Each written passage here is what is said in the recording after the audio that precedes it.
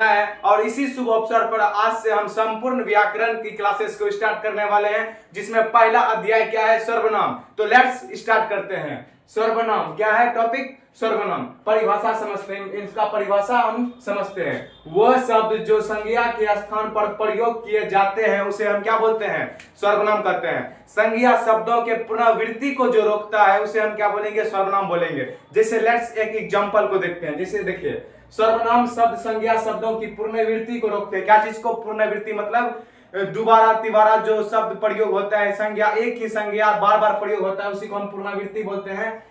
सर्वनाम शब्द क्या करते हैं दोस्तों, सर्वनाम शब्द संज्ञा शब्दों की पुनरावृत्ति को रोकते हैं। जैसे एग्जांपल लेते हैं, राम एक लड़का है, राम पढ़ने में बहुत अच्छा है, वह रोज सुबह उठकर पढ़ने के लिए जाता है। जैसे बार बार हम राम शब्द का प्रयोग कर रहे हैं, या देखने में कुछ अटपटा सा लग रहा है, इसी को हम ऐसे लिखेंगे, राम एक लड़का है, राम पढ़ने में बहुत अच्छा है, वह रोज सुबह उठकर स्कूल पढ़ने के लिए जाता है। तो राम के स्थान पर हम क्या चीज का प्रयोग कर रहे हैं, वह सर्वनाम का। कौन सा सर्वनाम का हम प्रयोग कर रहे हैं, वह सर्वनाम का प्रयोग कर रहे हैं। जैसे देखिए, राम एक छोटा सा शब्द था। अब हिंदी साहित्य के एक महान लेखक का नाम बोला जाए, सच्चिदानंद हीरानंद वात्स्यायन अज्ञे जी एक लेखक है। सच्चिदानंद हीरानंद वात्स्यायन अज्ञे जी एक बहुत ही महान कवि हैं। बार बार ये बड़ा सा शब्द संज्ञा को बोलने में भी अच्छा नहीं लगता है, इसीलिए इसके स्थान पर हम प्रयोग क्या करते हैं, वह सर्वनाम को। यही बोल रहे हैं, जो सर्वनाम है, जो सर्वनाम शब्द है वह संज्ञा की पुनरावृत्ति को रोकता है, उसी को हम क्या बोलेंगे, सर्वनाम बोलेंगे। आप देखिए, सर्वनाम के भेद आपसे पूछेंगे, सर्वनाम के कितने भेद होते हैं दोस्तों, तो बताइएगा 6 भेद होते हैं। संज्ञा कितने भेद होते हैं दोस्तों, तो 6 भेद होते हैं। पहला क्या है, निश्चयवाचक सर्वनाम।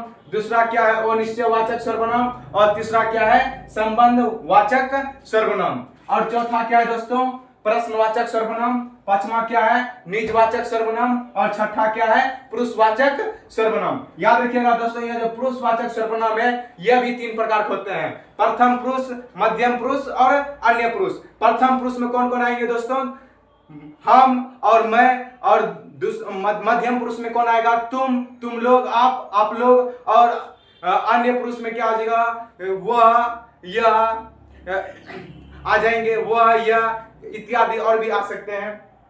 आप देखिए दोस्तों, मूल सर्वनाम की कुल संख्या कितनी होती है। यदि आपसे पूछ दिया जाएगा कि मूल सर्वनाम की संख्या कितनी है, तो दोस्तों कितनी है, 11 है। पहला क्या है, मैं और तुम। याद रखिएगा, मैं और तुम या किस सर्वनाम का उदाहरण है, मतलब उदाहरण है पुरुषवाचक सर्वनाम का। और दूसरा, जो और सो या किस सर्वनाम का उदाहरण है दोस्तों, तो संबंधवाचक सर्वनाम का। और तीसरा, यह और वह किस सर्वनाम का उदाहरण है, निश्चयवाचक सर्वनाम का। टोटल कितने हुए दोस्तों, 2 2 4 2 6। आप बचा है 5। आप किस सर्वनाम का उदाहरण है, निजवाचक सर्वनाम का। और कौन और क्या किस सर्वनाम का उदाहरण है, प्रश्नवाचक सर्वनाम का। और कोई और कुछ या क्या है, अनिश्चयवाचक सर्वनाम का उदाहरण। जय हिंद दोस्तों। वीडियो अच्छा लगा हो तो लाइक कीजिएगा, चैनल को सब्सक्राइब कीजिएगा। जय हिंद, वंदे मातरम।